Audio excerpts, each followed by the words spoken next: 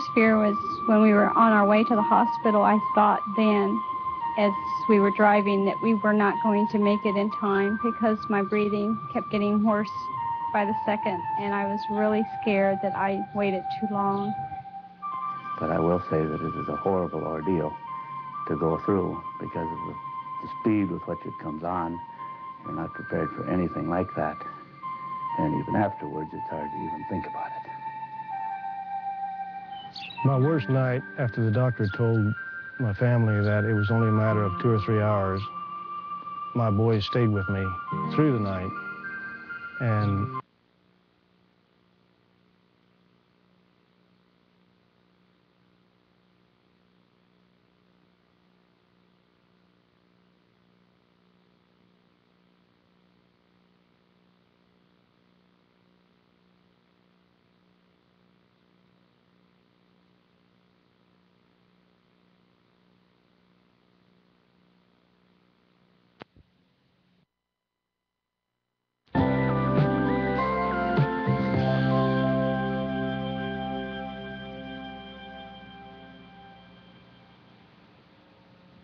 my worst fear was when we were on our way to the hospital. I thought then, as we were driving, that we were not going to make it in time because my breathing kept getting worse by the second, and I was really scared that I waited too long.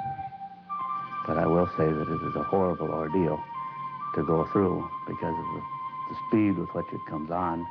You're not prepared for anything like that. And even afterwards, it's hard to even think about it. my worst night, after the doctor told my family that it was only a matter of 2 or 3 hours, my boys stayed with me through the night. And each time my heart rate would go flat, would holler at me or shake me and say, "Hey, Dad, it's time to come around." And my heart rate would pick back up enough that at least I was still here. And that's the only reason that I made it, I believe. La enfermedad a la cual se refieren estas personas es una enfermedad que recién se descubrió en 1993. Y es una enfermedad rara que ha afectado a personas a través de todos los Estados Unidos. Además, es una enfermedad mortal que afecta muy fuerte y muy rápidamente.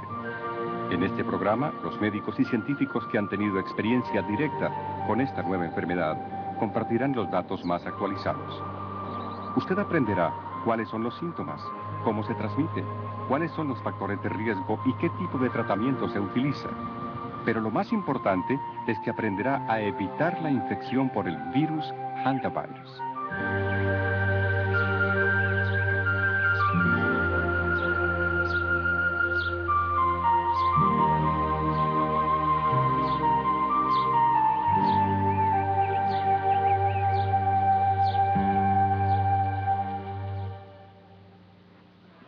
The hantavirus is a virus that's a microscopic organism that has now been recognized to cause a newly described disease, the hantavirus pulmonary syndrome. Initially, people from the Southwest were showing up with it, but now it's been found all over the U.S. This doesn't mean that it's spreading. We're just able to discover it in different states now. The reason that we can find it in these different areas is that we now have tests that will identify the disease with 100% certainty, and we have alert clinicians all over the country who are looking for it. We've also discovered that it's not really a new disease. It's an old disease. By looking at samples from people who have died of unexplained lung disease, we've been able to discover this syndrome as far back as the late 1970s. So it's been here a long time. We just haven't been able to recognize it until now. Hay otras enfermedades causadas por el virus hantavirus en todo el mundo. Cada uno de los virus que causan estas enfermedades es transmitido por un tipo distinto de roedor. Pero ninguno de los otros virus es tan mortal como el virus que causa el síndrome pulmonario por el hantavirus. De hecho, más del 50% de las personas que lo contraen mueren.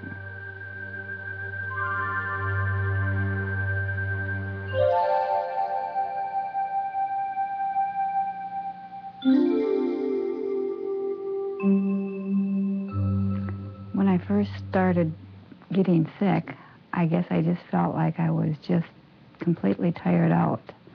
I started out just being exhausted, and then all of a sudden it kind of switched to flu symptoms. And I went to bed for, about 3 days, and then it started in my lungs, and I couldn't breathe. Los dos síntomas universales vistos en cada paciente han sido fiebre y dolores musculares. Estos son severos e involucran el grupo de músculos grandes, los muslos, las caderas, la espalda y a veces el hombro. Y alrededor de la mitad de los pacientes tienen problemas abdominales, náusea y vómitos y dolor abdominal. Algunos pacientes presentan tos y dificultad para respirar desde el comienzo de la enfermedad. Otros pueden tardar de 1 semana a 10 días.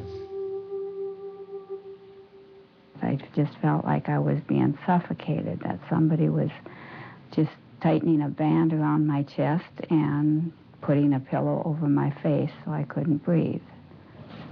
The hantavirus infection may be difficult for both patients and physicians to recognize. It is important to realize that symptoms of earaches, sore throats, or rashes are very, very uncommon with this infection. I wish everybody could experience just a minute of what you go through when you have that disease, of what it's like to have that respirator down your throat and to have somebody providing suction for you, to not be able to talk, to not be able to move, to not be able to breathe. The people that think this isn't significant would have a whole different outlook on life if they knew how close I came to death and what kind of a death that is.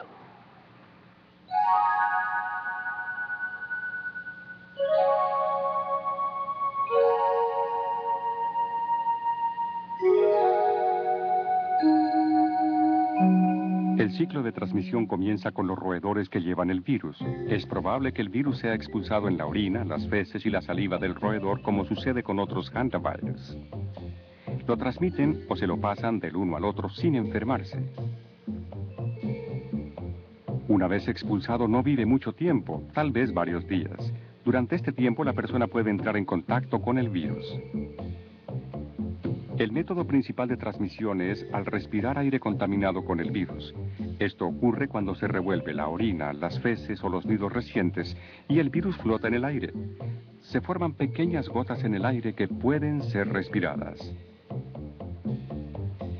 Otra manera en la cual la persona podría contraerlo es por la mordedura de un roedor, pero esto es muy raro. Se sospecha que la persona podría contaminarse al tocar una superficie contaminada con feces del roedor y luego tocarse la nariz o la boca. Los síntomas tempranos generalmente aparecen de 1 a 3 semanas, pero a veces tardan hasta 6. La persona infectada generalmente tiene fiebre, dolor de cabeza y dolores musculares severos. Tal vez desarrolle problemas estomacales, mareos o escalofríos. Unos 4 a 5 días después, los pulmones se llenan de líquido y el paciente siente que le falta el aire. Luego se enferma mucho y hasta pudiera morir. La enfermedad termina con la persona infectada. En otras palabras, no se transmite de persona a persona. We trapped rodents in and around the households of individuals who had suffered from hantavirus pulmonary syndrome and identified the deer mouse and the cotton rat as the primary species which were responsible for these infections. The deer mouse is a deceptively cute animal with big eyes and big ears.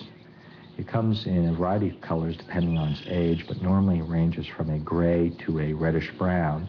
It has a white underbelly and a tail which has sharply demarcated white sides. The cotton rat has a larger body than the deer mouse. The fur is longer and coarser and is typically of the color of grayish-brown and can even approach grayish-black. The deer mouse has one of the widest geographic ranges of any rodent found in North America.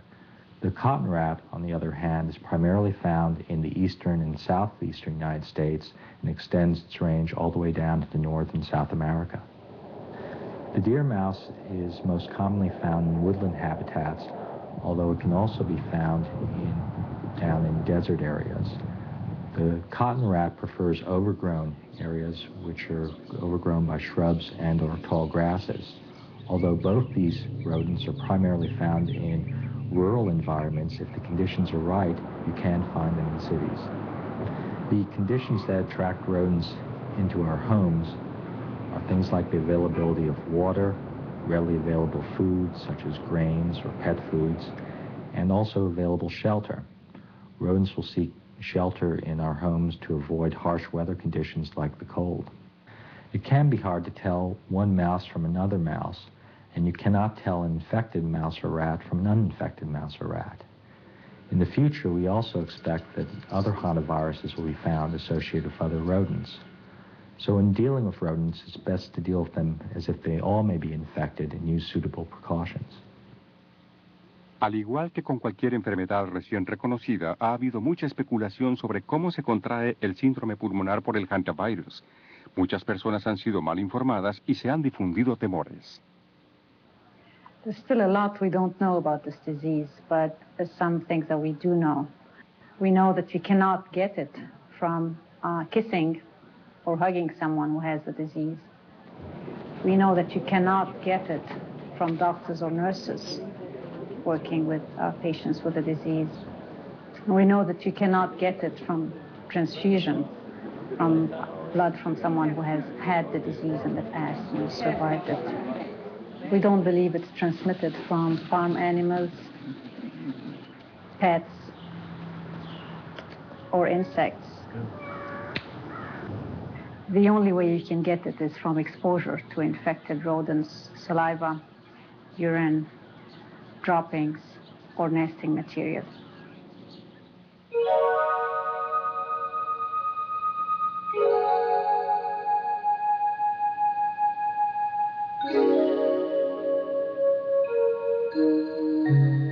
Scariest part about the hantavirus is the fact that it doesn't seem to pick any certain age group. It's young, old, or any nationality. The ages of people who have contracted hantavirus illness has ranged from 12 to 69, and the average age has been about 30. It's affected both males and females pretty much equally. Interestingly, most people who have contracted the illness have been healthy and very active prior to becoming infected. Initially, the virus was identified among people living in the Southwest, and for that reason, some misinformed people believed it was only an Indian disease. But it isn't simply an Indian disease. It affects people of all races and ethnic backgrounds from all over the country. The one thing they all had in common is they came into contact with an infected rodent host, either at work or at home or through some recreational behavior. We clean out tractor cabs and combine cabs and truck cabs, grain drills and planters, boxes. So those things, they all carry or have mice nests and rat nests or whatever the case may be, rodents nests in them. And if that's where I got exposed, I guess I'm not real sure. We don't know exactly how each specific individual has become infected because there are a variety of circumstances under which people become infected, either at work, at play, or at home. The common factor, however, appears to be contact with infected rodents, and what's clear is that the closer this contact is with infected rodents, the more likely somebody is to become ill. Obviously, somebody's greatest risk of becoming ill is if they have direct contact with infected rodents. This could occur either through cleaning out your home where there's some infected rodent nests or droppings, or while trapping rodents or possibly touching these rodents. We also believe that people are at high risk if they have indirect contact with rodents. We've had a number of cases where people have become ill shortly after entering tightly enclosed spaces where rodents had recently been living. It's possible that when people enter such spaces, the rodents scurry around and actually aerosolize dust and live virus up into the air where people can breathe it. Also, if somebody is cleaning out such areas such as attics or barns or sheds or garages, it's possible that they're going to start also stirring up some dust in rodent nests that will start getting up into the air. People are probably at some risk when they enter areas where rodents are out in the open. This can occur from disturbing the rodent's natural habitat through agricultural activities or outdoor activities. Las épocas más comunes cuando la gente entra en contacto con los roedores son la primavera y el verano, cuando se abren cabañas o cobertizos o se limpian dependencias que han estado cerradas durante el invierno. I guess that the spring I got sick of '92, I don't remember seeing any more mice than usual, but because we were busier, I do remember being exposed to more mice and rodent nests in the cleaning of equipment. El otoño también es una época importante porque es cuando los ratones tienden a buscar refugio del frío del invierno. In the fall, mice come in any crack or space that they can get through in anybody's house. Everybody has mice, and there's no way to tell the sick ones from the well ones. Los indios tienen varias teorías importantes acerca de una enfermedad mortal transmitida por ratones. Traditional Navajos have noticed that when there is an increase in rain and an increase in pinon crops and other food support for the rodents, there is an increase in rodent population and activities. Shortly after that, there are a high number of deaths among young, healthy individuals. The relationship is such that in 1918, 1933, and 1934, and most recently in 1993, that the combination of all those elements brought again deaths among young, healthy Navajos. This identification of a mysterious, highly fatal illness among the traditional Navajos, describing the mouse as a carrier, is strikingly similar to the hantavirus as it is being now identified. Furthermore, the prescriptions against contact with the mouse and isolation of food supplies and keeping the mouse out of the hogans fall in line with current public health recommendations on control of this illness. Actually, the chances of your getting a hantavirus infection are very low. If you compare the number of infected rodents that we've seen to the number of cases, it's really an uncommon event. Occasionally, more than one person in a family will get the disease, but that's extremely rare. As a matter of fact, it's not a common disease in this country at all. We've only found about 50 Americans who have been infected in the last year. However, when you do get the disease, it's very serious. More than half the patients have died despite good medical care. People comment about few cases of the virus and that it's not really something to worry about because either they've been around them for 40 years or they've done the same thing for 40 years and they've never got sick or exposed, or it's not a problem for them. And it's not a problem unless you happen to be the one that gets infected. And then it becomes a real problem.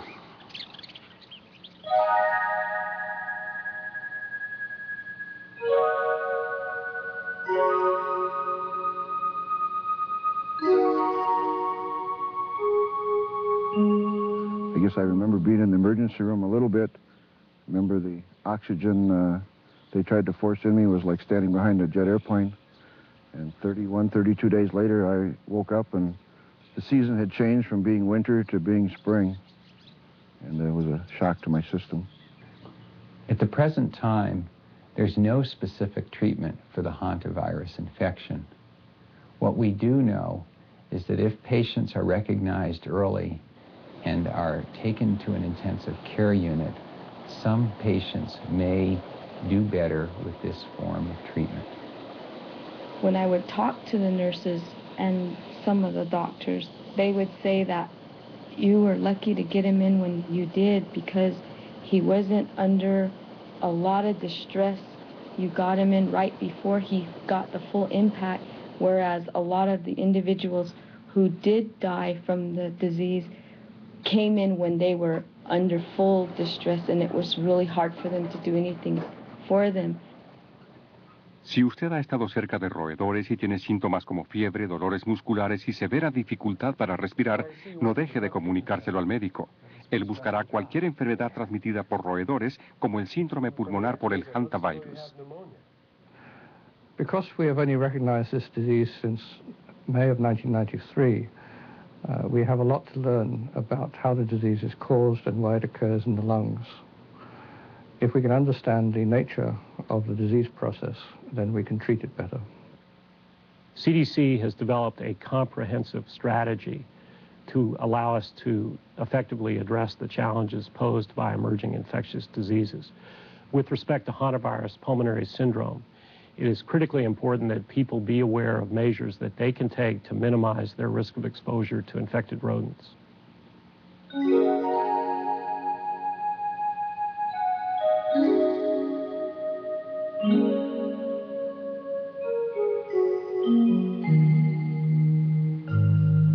Para evitar el síndrome pulmonar por el hantavirus, se debe impedir la vida de los roedores donde uno vive, siguiendo estas precauciones sencillas y seguras.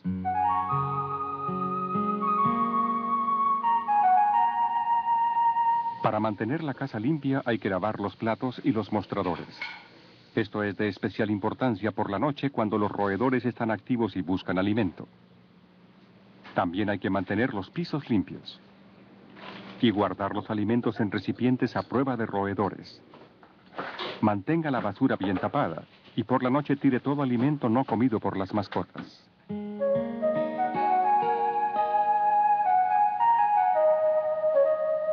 Para controlar a los roedores dentro de la casa, trate de atraparlos continuamente. Ponga trampas cerca de los zócalos porque los roedores generalmente corren junto a la pared por una sensación de seguridad. Si tiene problemas de pulgas, utilice un aerosol contra pulgas antes de poner las trampas. Selle todos los agujeros por la parte de adentro con virutas de acero u otro material para sellar. También se debe sellar todos los agujeros en el exterior de la casa. Quite las malezas y la hierba que se encuentren alrededor de los cimientos para eliminar posibles nidos. Utilice planchas de metal alrededor de la base de la casa como barrera metálica. Cuanto más cerca vivan los roedores de la casa, es más probable que encuentren una forma de entrar.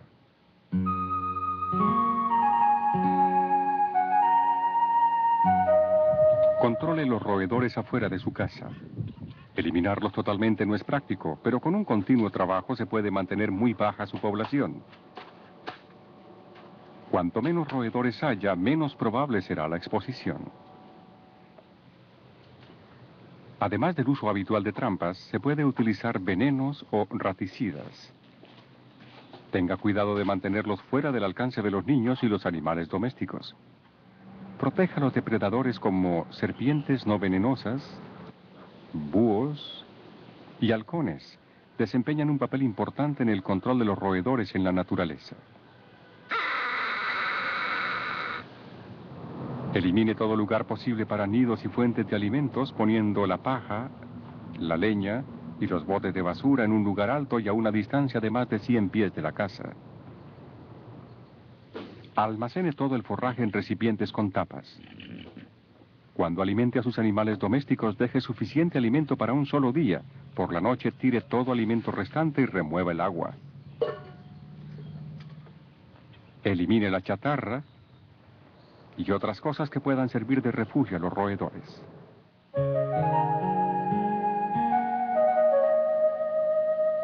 Otro aspecto importante en la prevención del hantavirus son estas precauciones de seguridad.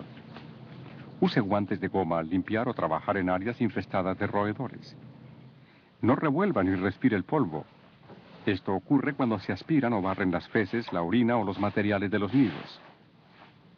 En vez de eso, moje bien las áreas contaminadas con un detergente o líquido que desactive el virus. Esto incluye la mayoría de los desinfectantes de uso múltiple y los detergentes de uso doméstico. El humedecimiento a fondo con desinfectante evita que el virus se propague. Para limpiar áreas grandes se puede mezclar 1,5 tazas de lejía con 1 galón de agua. Una vez que todo esté mojado, levante los materiales contaminados con un paño húmedo. Luego pase un estropajo o una esponja con desinfectante sobre el área. Rocíe los roedores muertos y los materiales de los nidos con desinfectante. Para su eliminación, colóquelos en bolsas plásticas dobles junto con todos los materiales de limpieza.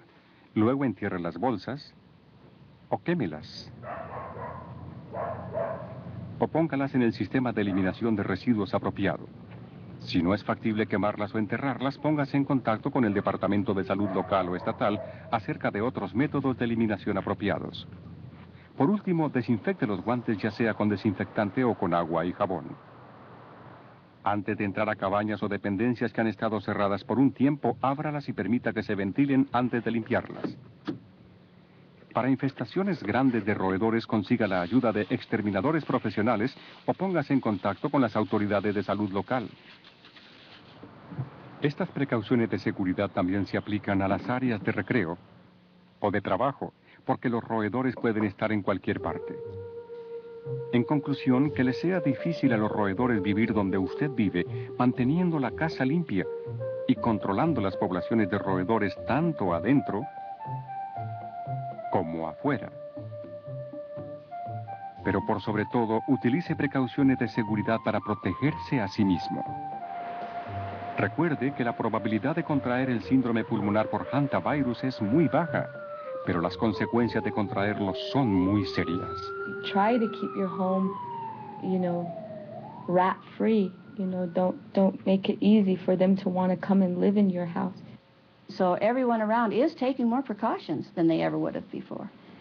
People are moving wood piles from one side of the yard to the other that haven't been moved in 40 years. People need to change their attitude toward rodents. We used to think of wild mice and wild rats as cute little creatures that were part of our natural environment and would occasionally come into our houses. We now know that they can be infected with a fatal virus, and we have to take the precautions to keep them out of our homes. This is an agricultural community. We raise wheat, and milo, and corn. We have pasture ground, native grasses. We have a lot of rodents. There's no way to totally eliminate the rodent population. But we can do what's possible to control it and therefore eliminate that exposure and maybe prevent a fatal disease.